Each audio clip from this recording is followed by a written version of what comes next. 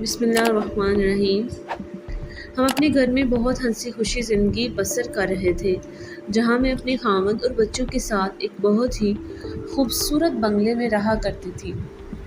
میرے خاوند ایک آفیسر تھے جن کی کبھی پہلی شفٹ کی ڈیوٹی ہوتی تھی تو کبھی سیکنڈ شفٹ کی۔ میرے میکے والے لاہور میں تھے۔ ایک روز خط آیا، تمہاری چھوٹی بہن کی شادی ہے، بچوں کے ہمراہ شرکت کرو۔ بارات لاہور سے کراچی جانی تھی۔ میں نے بچوں کی اسکول سے 15 دن کی چھٹی لی اور ہم شادی میں شرکت کرنے لاہور چلے گئے۔ 10 دن پلک جھپکتے ہی گزر گئے۔ شادی کا ہنگامہ ختم ہوا، میں نے واپسی کی تیاری کرنے لگی۔ ابھی میں اسٹیشن سے گھر پہنچی ہی تھی کہ ایک لڑکی آ گئی، خاصی خوبصورت تھی، بے دڑک میرے گھر میں چلی آئی تھی۔ آتے ہی نوکر کو آواز دینے لگی، بولی ارشد صاحب کہاں ہیں؟ اپنے میاں کا آواز سن کر میں باہر نکلی، مجھے دیکھ کر ٹھٹکی، پھر گھبرا کر واپس لوٹنے لگی۔ میں نے کہا آپ اندر آئیں، تشریف رکھیں اور مجھے بتائیں آپ کو ارشد صاحب سے کیا کام ہے؟ کہنے لگی بس ان سے ہی کام ہے، میں پھر آ جاؤں گی۔ میں نے سوال کیا آپ آئی کہاں سے ہیں؟ اپنا نام تو بتائیں۔ میں نے کیا بتاؤں گی، کون آیا تھا؟ لیکن اس لڑکی نے میرے ان سوالات کا کوئی جواب نہ دیا۔ میں حیرت سے ان کو جاتے ہوئے دیکھ رہی تھی۔ ہمارے کالونی میں شام کو سب آفیسرز کی بیگمات مل کر گپ شپ کیا کرتی تھی اور رات کو 10 بجے تک تمام ایک دوسرے سے اسی طرح ہنستی بولتی اپنے اپنے گھروں کو چلی جاتی تھی۔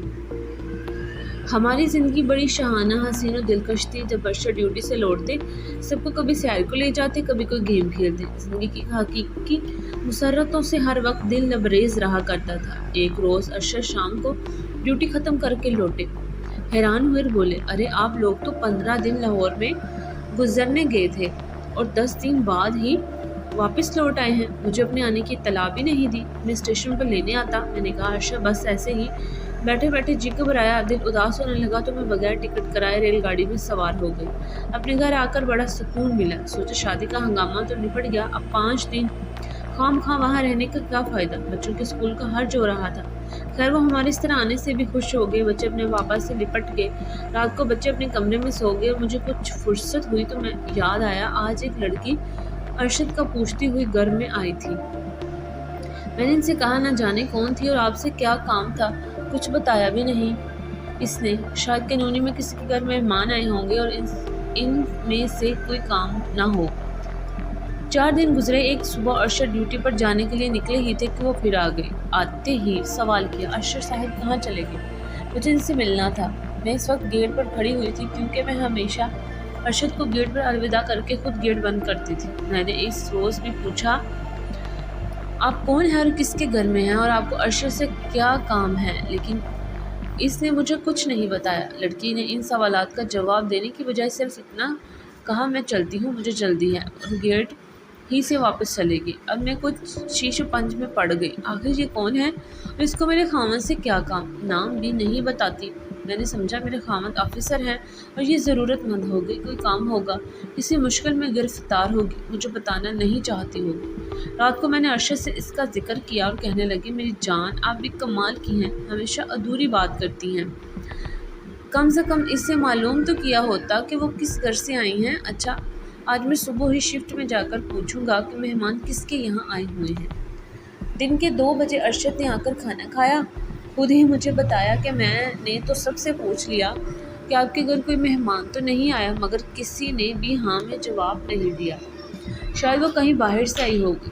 خیر اب آئے تو نام معلوم کر لینا۔ اس کے بعد کافی دن گزر گئے اور میں اس لڑکی کو بھول گئی۔ ایک دن وہ اچانک دوپہر کو پھر آ گئی۔ اس روز میرے شوہر شہر سے باہر کسی کام سے گئے ہوئے تھے اور ڈیوٹی پر بھی نہیں گئے تھے۔ میں نے اپنے بیٹے کو اشارہ کیا کہ جا کر گیٹ کو تالا لگا دو۔ اس نے آتے ہی سوال کیا ارشد صاحب کہاں چلے گئے ہیں اور کب تک آئیں گے؟ اس بار میں نے کچھ سختی سے کہا جب تک مجھے اپنا نام پتہ نہیں بتاؤ گی میں تمہیں کچھ نہ بتاؤں گی۔ اس پر وہ واپس جانے لگی، لیکن گیٹ پر تالا دیکھ کر پریشان ہو گئی۔ اب میری باری تھی۔ میں نے کہا تم جانتی ہو میں کون ہوں؟ میں ارشد کی بیوی ہوں اور یہ گھر جہاں تم کھڑی ہو میرا ہے۔ آخر تمہیں ارشد سے کیا کام ہے؟ آخر تم کیا چاہتی ہو؟ وہ بولی میں صرف ارشد صاحب سے ملنا چاہتی ہوں، کام بھی انہی کو بتاؤں گی۔ آخر کیا کون سا ضروری کام ہے جو مجھ سے راز بنا کر چھپا رہی ہو؟ یہ اپنے خاوند سے پوچھنا کہ میں کون ہوں اور مجھ کو ان سے کیا کام ہے۔ میں نے کہا میں نے ان سے پوچھا تھا لیکن وہ تم کو جانتے نہیں، تو کیا بتائیں گے؟ کہنے لگی وہ مجھے جانتے ہیں اور بہت اچھی طرح جانتے ہیں۔ میں نے کہا بکواس نہ کرو، یوں گھر میں چلی آتی ہو جیسے تمہارا اپنا گھر ہو، پھر مجھ کو پریشان کر کے چلی جاتی ہو۔ آج تو میں گیٹ نہیں کھولوں گی جب تک کہ تم مجھ کو اصل بات نہیں بتاؤ گی۔ وہ غصے میں لال پلی ہو گئی، کہنے لگی ہٹ جاؤ میرے راستے سے، جو میں کہوں گی سن نہ سکو گی۔ میں نے کہا کیوں نہیں سن سکتی، مجھے حوصلہ ہے سننے کا، تم کہو تو صحیح۔ تو سنو، تمہارے خاوند نے مجھ سے شادی کا وعدہ کیا تھا اور مجھ سے شادی کرنا چاہتے ہیں۔ میں حیران رہ گئی۔ میں نے اس کا گریبان پکڑا اور کہا دیکھو لڑکی، کان کھول کر سن لے، وہ 4 بچوں کے باپ ہیں اور ہر وقت ان کے پاس میں رہتی ہوں۔ اگر بازار بھی جاتی ہوں تو میرے ساتھ ہی ہوتے ہیں، تو وہ تو کبھی اکیلے کہیں نہیں جاتے، تو کیسے کہہ سکتی ہو کہ وہ تجھ سے ملتے ہیں، وہ شادی بھی کرنے والے ہیں۔ کافی تکرار کے بعد میں اپنا غصہ ضبط نہ کر سکی اور میں نے اس کے منہ پر 2 تھپڑ رسید کر دی۔ اس کے تو ہوش اڑ گئے اور وہ رونے لگی۔ میں نے کہا خاموش رہو، تم میرے خاوند کو بدنام کر رہی ہو، اس 4 بچوں کے باپ کو رسوا کرنے پر تلی ہو، اور ایک بڑے آفیسرز ہیں، ان کی نوکری کا معاملہ ہے، ان کے کیریئرز پر کیا اثر پڑے گا، یہ تم نہیں جانتی۔ اس پر اس نے کہا مجھے تو وہ کہتے ہیں میں تم سے شادی کروں گا، چاہے اس کے لیے مجھے یہ نوکری ہی کیوں نہ چھوڑنی پڑے۔ خیر میں کتنی دیر کسی نوجوان لڑکی کو اپنے گھر میں قید رکھ سکتی تھی؟ میں نے ملا کر گیٹ کا تالا کھول دیا اور وہ چلی گئی۔ جب ارشد گھر آئے تو ان کا موڈ کچھ خراب تھا۔ بچوں سے پوچھا کیا کوئی یہاں آیا تھا؟ انہوں نے سارا واقعہ اپنے پاپا کو سنا دیا۔ وہ تو جیسے آگ بگولا ہو گئے، کہنے لگے عالیہ یہ تم نے اچھا تماشا نہیں کیا، اب تم گھٹنوں میں سر دے کر رو گی۔ اس کے اگلے دن انہوں نے نوکری سے استعفیٰ دے دیا۔ اس کے بعد وہ کراچی چلے گئے۔ واپس آ کر انہوں نے مجھے اور بچوں کو میرے ماں باپ کے گھر چھوڑا اور خود سعودی عرب چلے گئے۔ ان کو گئے ہوئے 4 سال ہو چکے ہیں، انہوں نے پلٹ کر ہماری خبر بھی نہیں لی۔ اب بچوں کا یہ حال ہے کہ وہ نہ پڑھتے ہیں نہ ہی کوئی کام کرتے ہیں۔ ایک بیٹا 2 مرتبہ فیل ہو چکا ہے، 3 نمبر والا ہمیشہ کلاس میں فرسٹ آتا تھا اور وہ بھی فیل ہو گیا۔ چھوٹا 5 سال کا ہے مگر وہ کسی قیمت پر اسکول نہیں جاتا۔ میں بہت بیمار رہنے لگی ہوں، ارشد کو سعودی عرب خط لکھ لکھ کر تھک گئی ہوں، لیکن انہوں نے کوئی جواب نہیں دیا۔ اللہ کا شکر ہے مجھے انہوں نے اب تک طلاق نہیں دی، لیکن اب تک مجھے یہ پتہ نہیں چلا کہ وہ لڑکی کون تھی اور جو کہتی تھی سچ کہتی تھی یا غلط، یہ کہ ارشد نے اسے دوسری شادی کی تو نہیں۔ مجھے کسی سے بھی یہ پتہ نہ چل سکا اصل معاملہ کیا تھا، نہ ہی میرے خاوند نے مجھے کچھ بتایا کہ معاملہ کیا تھا۔ مجھے بد نصیب کو تو یہ بھی خبر نہیں تھی کہ میرا قصور کیا ہے جو اس طرح میری اچھی بھلی ہستی مسکراتی زندگی میں یہ بھوچال آ گیا۔ ارشد اگر تم یہ سطور پڑھ لو تو تمہیں اللہ کا واسطہ گھر آ جاؤ، میرا قصور اگر کوئی ہے تو معاف کر دو۔ تمہارے بچے جو اعلیٰ اسکولوں میں تعلیم پا رہے تھے اب گلیوں کے آوارہ لڑکوں کے ساتھ تمام وقت لڑتے پڑھتے اور کھیلتے ہیں، ان پر کچھ ترس کھاؤ۔ بڑا بیٹا 12 سال کا ہے، تمام دن وہ گھر نہیں آتا، نہ جانے کہاں پھرتا رہتا ہے۔ باپ کے بغیر بچے بے سایہ ہو گئے۔ کاش کوئی مجھے بتا دے کہ ارشد نے ایسا کیوں کیا۔ دن گزرتے رہے، ماہ و سال جیسے ہوا میں تحلیل ہوتے جا رہے تھے۔ عالیہ کی آنکھوں میں ہر وقت ایک ہی سوال گردش کرتا، آخر اس نے ایسا کیوں کیا؟ 4 سال بیت گئے۔ عالیہ کے بالوں میں چاندنی کی چمک نمایاں ہو چکی تھی، چہرے پر فکروں کی لکیریں گہری ہوتی جا رہی تھی۔ بچوں کی حالت ایسی تھی جیسے باغ کا مالی برسوں غیر حاضر رہا ہو۔ ایک دن وہ بیٹھی پرانے خطوط کو ترتیب دے رہی تھی کہ ارشد کی لکھی ایک پرانی ڈائری ہاتھ لگ گئی۔ اس کی ہمت نہ تھی کہ پڑھے، مگر دل بے چین تھا۔ اس نے تھر تھراتے ہاتھوں سے پہلا صفحہ کھولا۔ عالیہ مجھے معاف کر دینا، جو کچھ ہوا وہ کبھی میں زبانی نہیں کہہ پایا، اس لیے یہ لفظوں کا سہارا لے رہا ہوں۔ وہ لڑکی نائلہ تھی، میری انڈر کور ڈیوٹی میں مددگار ایک خاص کیس پر کام کر رہی تھی۔ ہمیں دشمن ملک میں ایک سازش کو بے نقاب کرنا تھا اور اسے اپنا کردار نبھانا پڑا۔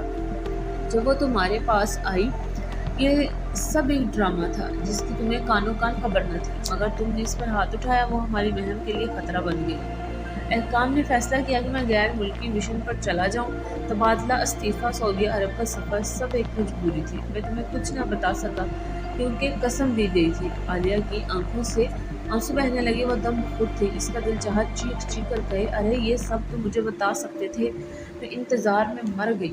اسی رات دروازے پر دستک ہوئی، بچے کھیل رہے تھے، عالیہ نماز میں مصروف تھی۔ بڑے بیٹے نے دروازہ کھولا، سامنے ایک شخص کھڑا تھا، تھکا ہارا، گرد آلود، مگر آنکھوں میں نرمی تھی، وہی پرانی شفقت۔ پاپا! بچے نے چیخ مار کر صدا دی۔ عالیہ سجدے سے اٹھی جیسے وقت تھم گیا ہو۔ ارشد کھڑا تھا، عالیہ کی آنکھیں برسنے لگیں۔ آپ آ گئے؟ آواز میں شکوہ تھا مگر ساتھ ہی سکون تھا۔ ارشد نے آہستہ سے کہا، ہاں بہت دیر کر دی، مگر دل میں تم ہی تھے، تمہارے بچے، تمہارا عکس ہر سانس میں۔ ہر نماز میں عالیہ نے سر جھکا لیا۔ وہ کچھ بول نہ سکی۔ ارشد آگے بڑھا اور کہا، اگر اجازت ہو تو